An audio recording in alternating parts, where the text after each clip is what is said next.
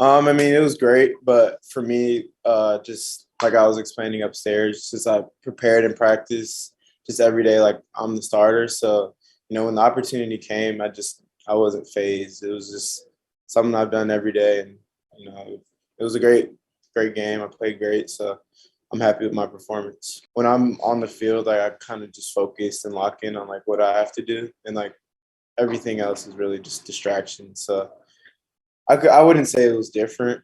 Um, to me, it was just like playing Purdue during the day or any other game we've had.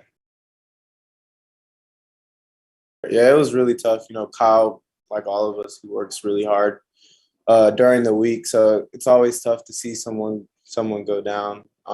But just for me, I just wanted to prepare like throughout the week, just in case something like that happened or if my name needed to be called on. So it's kind of bittersweet, but I know Kyle will be there for us. Kyle's in the meeting rooms. Kyle's on the field helping us out. So I know he's gonna do everything he can to help us out. Kyle's a beast, man. Like just some of the stuff that he does, just like wow, now you see why he's an All American. So just watching him go out there and play and playing beside him as well, it's always great. It's always a pleasure.